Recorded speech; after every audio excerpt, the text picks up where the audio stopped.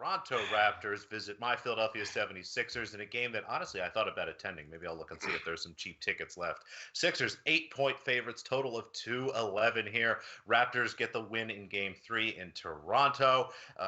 Chris, we'll start with you here. You tipped your hat a little bit. It sounds like you like the dog. I do. I like the dog in this one a little bit. And here's why, right? First of all, this is a numbers game.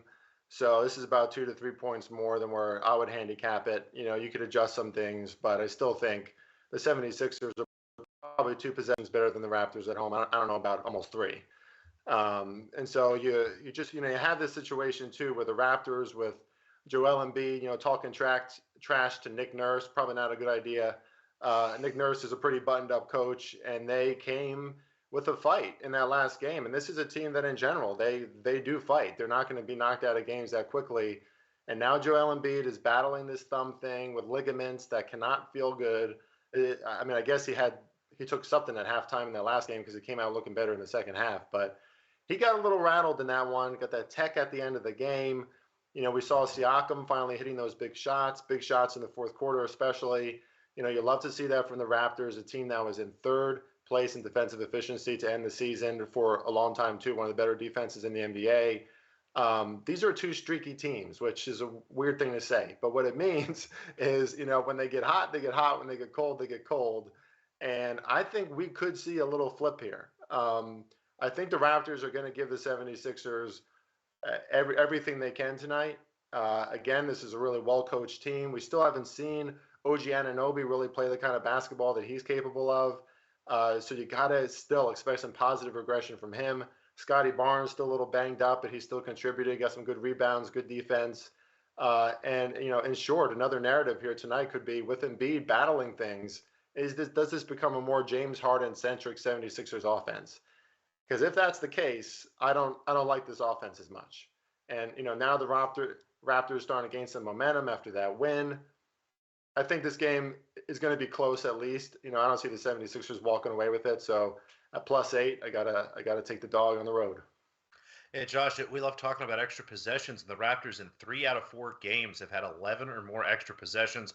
But the problem has come with the shooting. I mean, they're averaging 44% from the field for the series, which sounds, doesn't maybe sound too bad, but when you take out the 48% in the first game, we're down to almost 42. They've shot 42% in 2 games. They won shooting 42% in the field last game. What do you see happening here tonight? I think it's firstly entirely dependent on what's going on in terms of the health and availability of those Toronto Raptors. They're not a team, unfortunately, that has the luxury of being able to play under manned or under strength, or even having, all players available but not fully healthy. I think it becomes extremely telling.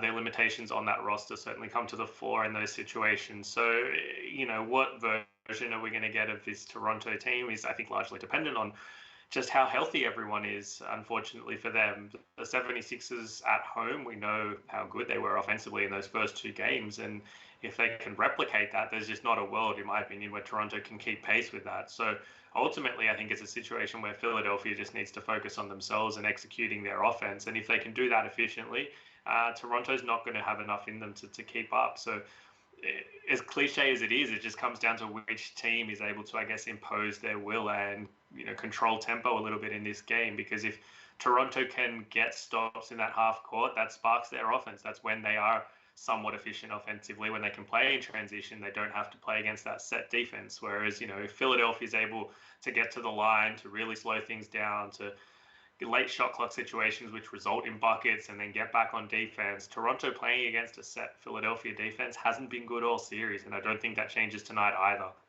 It ultimately, I think, comes down to what game script you think is most prevalent as to what the outcome is, which for me is the reason why I'm staying away. I think that there's fair case to be made both ways as a result. And so I would lean Toronto. I think it's a lot of points in a closeout game for sure.